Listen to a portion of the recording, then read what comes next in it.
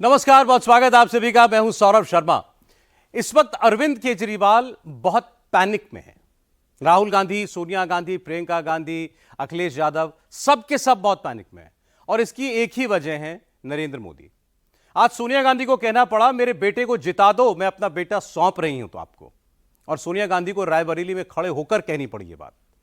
अरविंद केजरीवाल को कहना पड़ रहा है कि इंडिया अलायंस की सरकार बना दो वरना लंबे वक्त तक जेल में रहना पड़ेगा मुझे। अखिलेश यादव को आज अमेठी और रायबरेली जाकर राहुल गांधी के लिए प्रचार करना पड़ा। मुंबई में तो पूरा का पूरा मैदान सज गया। नरेंद्र मोदी की रैली से पहले उद्धव ठाकरे और शरद पवार साथ आकर बैठ गए। पांचवें फेज की वोटिंग से पहले कुछ घंटे पहले पॉलिटिकल टेम्परेचर बिल्कुल हाई चल रहा है। बस एक नेता है जिनको मालूम है कि 4 जून को क्या होने वाला है। उस नेता के दिमाग में इस वक्त क्या चल रहा है यह आपको बताएंगे इस रिपोर्ट में। भीतर की बात बताता हूं। बताऊं भीतर की बात बताता हूं। बताऊं पक्का?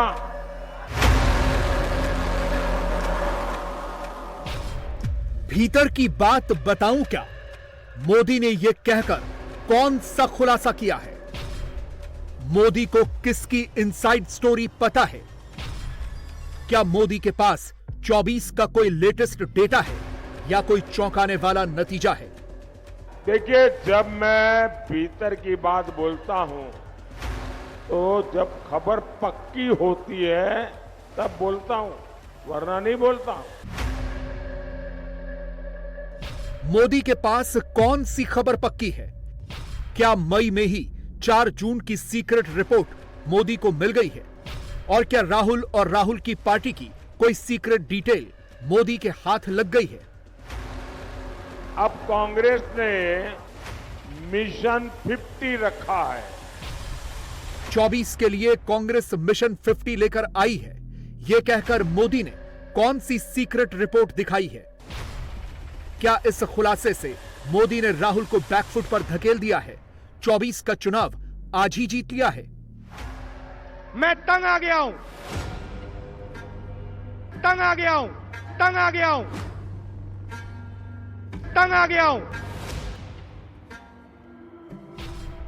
मोदी ने ऐसा कौन सा खुलासा कर दिया है कि राहुल को कहना पड़ गया मैं तंग आ गया हूं?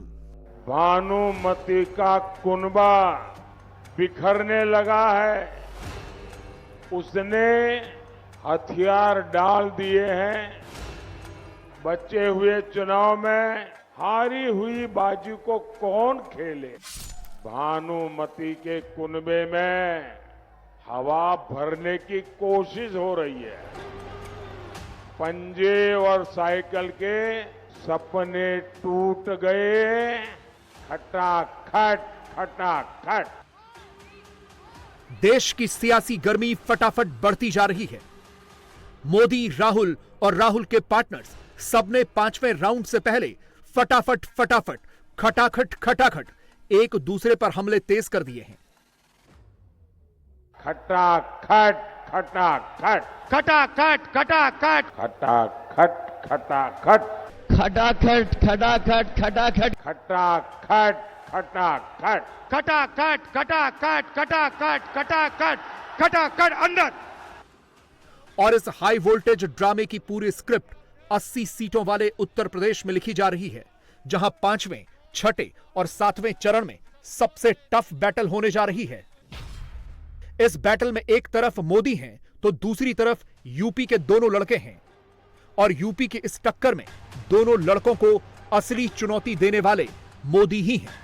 चुनौती को चुनौती देना, उसका दूसरा नाम है मोदी। मोदी मोदी मोदी। चुनौती से जो टकराता है वही तो मोदी कहलाता है। वही तो मोदी कहलाता है। अखिलेश पिछले 3 दिनों से उत्तर प्रदेश में दिल्ली वाले नेताओं की मेजबानी कर रहे हैं, मेहमान नवाजी कर रहे हैं। पहले खरगे की खातिरदारी की, फिर केजरीवाल के साथ प्रेस कॉन्फ्रेंस की, अब राहुल के साथ अमेठी पहुंच गए, फिर रायबरेली गए। राहुल लड़ तो रायबरेली से रहे हैं, लेकिन इस वक्त अमेठी ज्यादा कर रहे हैं। अमेठी और रायबरेली दोनों सीटों पर 5वें राउंड में वोटिंग होनी है, मगर राहुल तो अभी से डिस्क्लेमर करके बैठ चुके हैं कि अमेठी में केएल शर्मा सांसद बन चुके हैं, रायबरेली में वो खुद सांसद बनने जा रहे हैं। ये आपके एमपी हैं, ये आपके एमपी हैं, ये आपके एमपी हैं, ये आपके एमपी हैं। मैं रायबरेली का एमपी हूंगा, मैं रायबरेली का एमपी हूंगा, मैं रायबरेली का एमपी हूंगा, मगर मैं भी अमेठी का एमपी हूं। अब इसे राहुल का कॉन्फिडेंस कहें या ओवर कॉन्फिडेंस, क्योंकि वो तो 4 जून से पहले ही अमेठी रायबरेली में वोटिंग होने से पहले ही दोनों सीटों का रिजल्ट भरी सभा में डिक्लेयर करने लगे हैं और इस नैरेटिव को पुश करने के लिए अखिलेश को भी साथ लेकर घूमने निकल पड़े हैं। अखिलेश की पार्टी अमेठी की रैली का लाइव लिंक एक्स पर शेयर करती है, बड़े बड़े लेटर्स में यूपी के दोनों लड़कों को प्रमोट करती है। फिर जैसे ही यूपी वाले दोनों लड़के रायबरेली पहुंचते हैं, एक दूसरे का हाथ थामते हैं। अखिलेश जैसे ही अपनी स्पीच शुरू करते हैं, राहुल फट से अपनी एक्स प्रोफाइल पर अखिलेश के साथ वाली इस संयुक्त सभा का प्रमोशन शुरू कर देते हैं। अमेठी से राहुल लड़ नहीं रहे, मगर वहां गांधी परिवार की साख दांव पर लगी है। रायबरेली से राहुल लड़ रहे हैं और वहां राहुल और प्रियंका दोनों की साख दांव पर लगी है, क्योंकि राहुल अमेठी से कैंडिडेट हैं और प्रियंका उनकी स्टार प्रचारक, जो रायबरेली में ही डेरा जमाए बैठी हैं। राहुल रायबरेली जीतेंगे या नहीं, अमेठी में कांग्रेस लौटेगी या नहीं, इस पर मोदी ने कौन सा बड़ा खुलासा किया है, ये बस थोड़ी देर में बताएंगे। मगर उससे पहले ये देख लीजिए कि अखिलेश ने राहुल के सामने अमेठी पर क्या कहा, स्मृति ईरानी को कैसे ताना मारा है। अमेठी में सिलेंडर वाले लोग, अमेठी में सिलेंडर वाले लोग अब सरेंडर कर रहे हैं। वो हमेशा हमेशा के लिए स्मृति हो जाएंगी। ये अमेठी की आवाज दिल्ली लखनऊ तक पहुंच रही है और मुझे तो ये लगता है कि जब से कांग्रेस और समाजवादी पार्टी साथ आए हैं, गठबंधन बन गया है, उन्होंने अपनी बंबई वाली टिकट कटवा ली है और वो घबराए हुए हैं। अब ये फ्रेम देखिए, राहुल की दाईं तरफ हाथ जोड़े खड़े शख्स ही अमेठी में कांग्रेस के उम्मीदवार केएल शर्मा हैं। मगर जिस सीट पर जीत के लिए अखिलेश और राहुल दोनों इतनी बैटिंग कर रहे हैं, क्या वो सीट सच में निकलने वाली है? क्योंकि जिस अमेठी सीट पर 2009 में राहुल की जीत का मार्जिन 57.2% था, वो मार्जिन 2014 आते आते 12.3% रह गया था। यानी उन 5 सालों में राहुल को सीधे सीधे 44.9% का घाटा हुआ। और जब 2019 में अमेठी सीट पर स्मृति ईरानी की जीत हुई, तब राहुल पर उन्होंने 5.8% की बढ़त बना रखी थी। और अब की बार अमेठी में इस बात की हवा चल रही है कि स्मृति ईरानी 2019 की तरह सिर्फ 55,120 वोटों से नहीं, 2 लाख से ज्यादा वोटों से जीतकर लौटेंगी। और अब तो अमेठी के रण में अखिलेश के सबसे करीबी विधायक रहे मनोज पांडे भी अमित शाह की मौजूदगी में बीजेपी में शामिल हो चुके हैं। और अखिलेश को इन तस्वीरों का गम इतना है कि शुक्रवार को राहुल के सामने वो अमेठी में ये दुख साझा करते नजर आए, क्योंकि अखिलेश को अंदाजा लग गया कि स्मृति ईरानी ने अमेठी निकाल लिया है। क्या मुझे नाम लेना पड़ेगा कि जिनके सामने झुक गए? ये आप बात समझ गए कि नहीं समझ गए? जो हमारे विधायक थे उनके सामने झुक गए कि नहीं झुक गए? बताओ, उन्हें झूठा फंसाया कि नहीं फंसाया? उन्हें झूठा फंसाया और आज जब खुद फंस गए तो जाकर के उनके सामने झुक गए जाकर के। अमेठी लोकसभा क्षेत्र इस बात की साक्षी है, 5 दशकों तक रिश्तों की दुहाई दी गई, लेकिन गरीब के सर पर छत नहीं बनी। जो 5 दशक राज करते रहे, वो कलेक्टर का ऑफिस तक नहीं बनवा पाए। अमित भाई, आपने 2019 में कहा था अमेठी है तैयार, अब की बार मोदी सरकार। आज अमेठी और रायबरेली की ओर से विनम्रता से आपके चरणों में निवेदन रखती हूं, हम दोनों हैं तैयार। अब की बार फिर एक बार मोदी सरकार। वो कह रहे हैं कि रायबरेली और अमेठी की सीट हमारे परिवार की सीट है। आज मैं पूछने आया हूं, किसने विल में दी भाई सीट? ये सीट किसी परिवार की नहीं है, रायबरेली और अमेठी के गरीब युवाओं का सीट है। जो रायबरेली वाले चाहेंगे, अमेठी वाले चाहेंगे, वो ही संसद में जाएगा। अमेठी के बाद मंच सजा रायबरेली में। यहां राहुल, प्रियंका, सोनिया, बघेल, अखिलेश सारे इकट्ठा हुए। जबरदस्त माहौल बनाया गया, खूब भीड़ जुटाई गई। तस्वीरें देखकर एक पल के लिए यह संदेश देने की कोशिश हुई कि राहुल तो वोटिंग से पहले ही रायबरेली जीत गए। यहां भी जमकर मोदी मोदी हुआ। राहुल ने, प्रियंका ने, सोनिया ने, अखिलेश ने, सबने मिलकर एक से बढ़कर एक वन लाइनर रिएक्शन दिए। सोनिया गांधी ने यह कहकर इमोशनल कार्ड खेला कि मैं आपको अपना बेटा सौंप रही हूं। मैं आपको अपना बेटा सौंप रही हूं। अपना बेटा सौंप रही हूं। जैसे आपने मुझे अपना माना, वैसे ही राहुल को अपना मान कर रखना है। प्रियंका ने यह कहकर रायबरेली वालों में जोश भरा कि अब की बार राहुल के लिए 5 लाख पार है। 5 लाख पार है, 5 लाख पार है। इसके बाद जब बारी आई राहुल की, तो वो मोदी के लिए वही हफ्तों पुरानी गुड बाय टाटा वाली स्क्रिप्ट पढ़ने लगे। 4 जून को मोदी पीएम नहीं रहेंगे, ये भविष्यवाणी करने लगे। मैं जो चाहूं मोदी से बुलवा सकता हूं, इस तरह के वन लाइनर से रायबरेली का सियासी पारा बढ़ाने लगे। रायबरेली में राहुल के लिए भीड़ जुटी और उस भीड़ का मनोरंजन भी राहुल ने अपने ही स्टाइल में किया। हां, इसके लिए भी उन्हें मोदी के नाम का ही सहारा लेना पड़ा। वाह वाह वाह वाह वाह वाह वाह, क्या बात बोली प्रधानमंत्री ने, क्या बात बोली। काफी मजा आ रहा है, क्योंकि जो भी मैं चाहता हूं मैं प्रधानमंत्री के मुंह से बुलवा सकता हूं कि हम बैंक अकाउंट में ठकाठक ठकाठक ठकाठक ठकाठक पैसा डालेंगे। नरेंद्र मोदी अपने भाषण में कहते हैं ठकाठक ठकाठक ठकाठक ठकाठक। आप मुझे बताओ क्या बुलवाना है नरेंद्र मोदी से, मैं कल बुलवा देता हूं। 2 मिनट लगेंगे। और अगर कुछ नहीं बुलवाना है वो भी बता दो। नरेंद्र मोदी हार एक्सेप्ट कर गए हैं।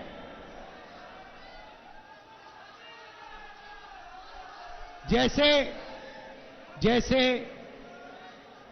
कहते हैं ना गुड बाय, बस हो गई गुड बाय नरेंद्र मोदी जी की। मैं आपको लिख के दे रहा हूं, 4 जून नरेंद्र मोदी हिंदुस्तान के प्रधानमंत्री नहीं रहेंगे।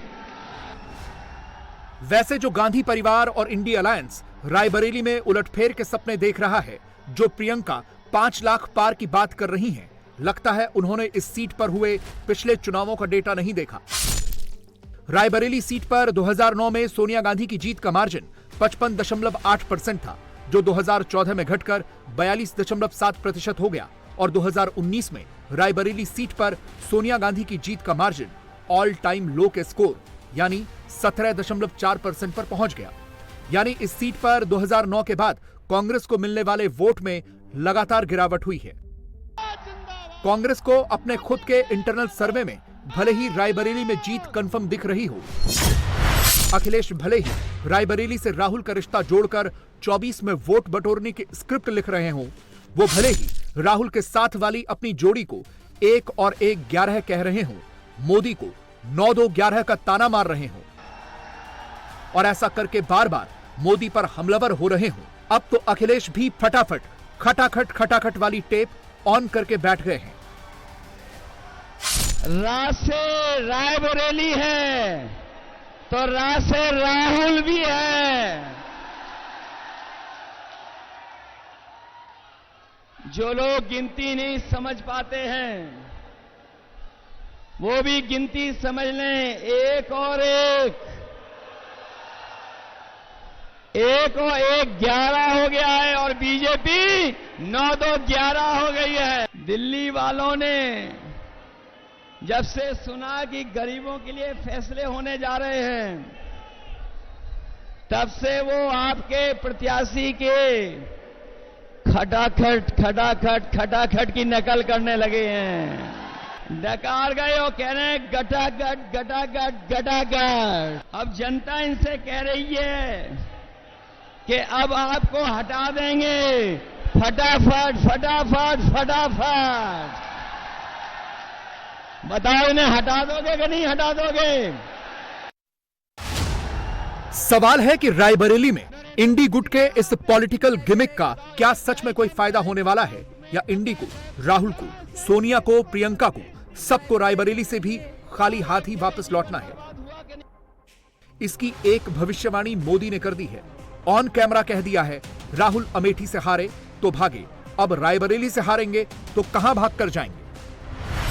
मैंने कहा था ये शहजादे केरल में वायनाड से भागेंगे। भागे कि नहीं भागे? भागे कि नहीं भागे? मैंने कहा था वो अमेठी की तरफ जाने की हिम्मत नहीं करेंगे।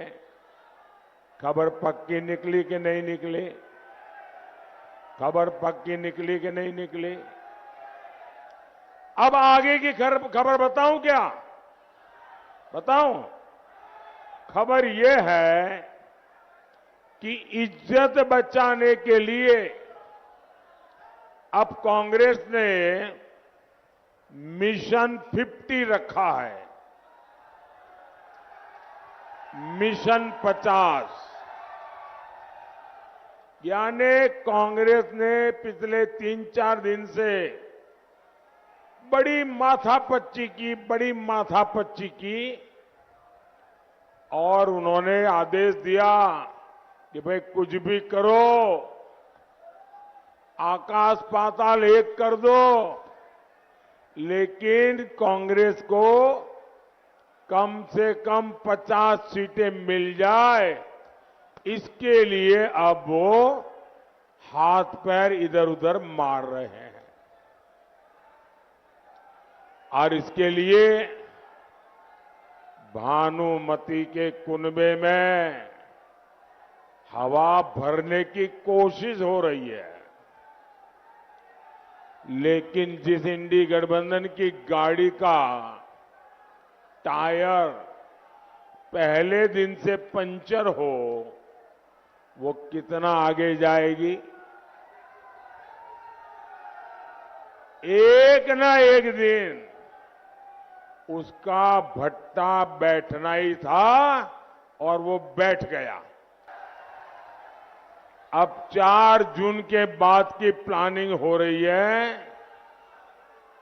कि हार का ठिकरा किस पर फोड़ा जाए। खटाखट।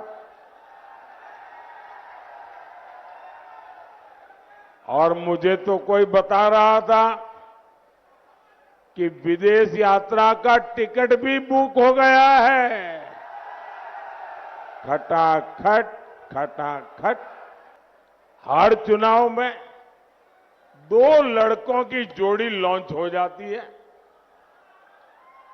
क्योंकि कांग्रेस और सपा दोनों की कुंडली मिलती है, सारे गुण मिलते हैं। मोदी ने जो कहा है उसका डर कांग्रेस के खेमे में दिख रहा है।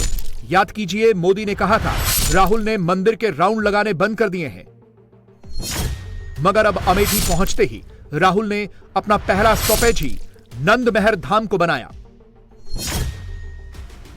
बीजेपी आरोप लगाती है कि राहुल तभी भगवान की शरण में जाते हैं जब उन्हें चुनाव जीतना होता है, और अमेठी की यह तस्वीर इस बात की पुष्टि भी करती है, क्योंकि राहुल ने मंदिर जाना शुरू कर दिया है। प्रसाद ग्रहण करना शुरू कर दिया है। राहुल के अमेठी वाले मंदिर दौरे के बीच मोदी ने यह भी बता दिया कि अमेठी में क्या होगा, रायबरेली में कितना बड़ा उलटफेर होगा। मगर एक सवाल जो अभी भी कायम है वो ये कि देश में क्या होगा। कांग्रेस के नेता, कांग्रेस का इकोसिस्टम अब तक मोदी के नंबर गिना रहा था। मोदी हार रहे हैं यह फैला रहा था। मगर पहली बार कांग्रेस के एक नेता ने कहा है कि 24 में इंडी अलायंस 300 सीटें जीतने जा रहा है। तो क्या ऐसा ही होने जा रहा है या फिर 4 राउंड की वोटिंग के बाद 5वें चरण से ठीक पहले मोदी के पास कोई और ही नया डेटा आया है? 4 जून अब बहुत दूर नहीं, यह कहकर मोदी ने क्या बताया है, बहुत ध्यान से सुनिएगा। 4 जून बहुत दूर नहीं है। मोदी सरकार की हैट्रिक बनने जा रही है। ये इंडी वाले ताश के पत्तों की तरह बिखरना शुरू हो गए हैं। खबरदार, समाजवादी शहजादे का दिल ही टूट गया, बस आंसू नहीं निकले। 4 चरण के चुनाव हुए हैं। जनता जनार्दन ने इन 4 चरणों में ही इंडी गठबंधन को चारों खाने चित्त कर दिया है। 4 जून को क्या होगा, मोदी ने इसका हिंट दे दिया है, लेकिन साथ ही साथ उन्होंने अखिलेश का दिल टूट गया है, ये क्यों कहा है? दरअसल इंडी अलायंस के बीच तय हुआ था कि जनादेश मिलने पर पीएम का चयन चुनाव के बाद सारे सहयोगी दल मिलकर करेंगे। लेकिन रायबरेली में पिछले कई दिनों से राहुल गांधी को भावी पीएम के तौर पर प्रोजेक्ट करके वोट मांगा जा रहा है। रायबरेली के पर्यवेक्षक भूपेश बघेल हर जगह कह रहे हैं कि आप सिर्फ सांसद नहीं, देश का पीएम चुन रहे हैं। और इससे अखिलेश की पार्टी का सपना टूट रहा है, क्योंकि पीएम की रेस में सपा वालों ने अखिलेश का नाम भी डाला हुआ था। वादा किया था, कसम खाई थी कि अखिलेश को पीएम बनाएंगे। अखिलेश से अच्छा प्रधानमंत्री नहीं हो सकता, यह तक ट्रेंड कराया गया था। मगर जिन अखिलेश ने अमेठी और रायबरेली जाकर राहुल का हाथ थामा, उसी कांग्रेस ने पीएम की रेस में अखिलेश का रास्ता काटा। और इसके बाद मोदी ने पलट दिया यूपी की सियासत का पूरा पासा। इंडी गुट में छा गई घनघोर निराशा। यहां जो बबुआजी है, बबुआजी यानी हमारे समाजवादी शहजादे, अब उन्होंने एक नई बुआ की शरण ली है।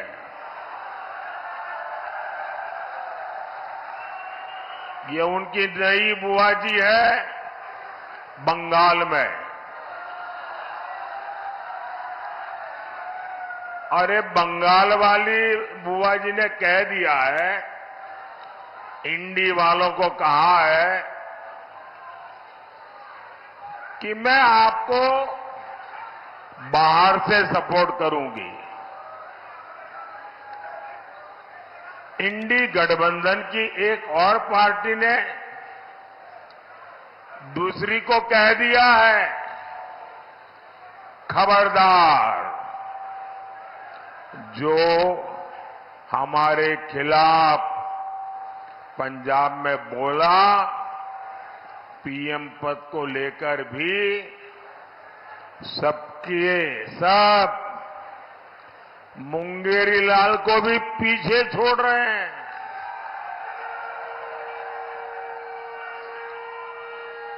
इनके सपनों की इंतहा देखिए। कांग्रेस के एक नेता ने कह दिया कि रायबरेली के लोग प्रधानमंत्री चुनेंगे।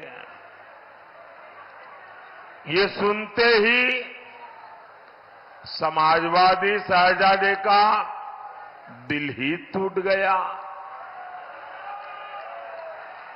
बस आंसू नहीं निकले। लेकिन दिल के सारे अरमा बह गए। इस उटपटांग खिचड़ी को आप लोग वोट देकर अपना वोट बर्बाद करोगे क्या? कोई भी अपना वोट बर्बाद करना चाहेगा क्या?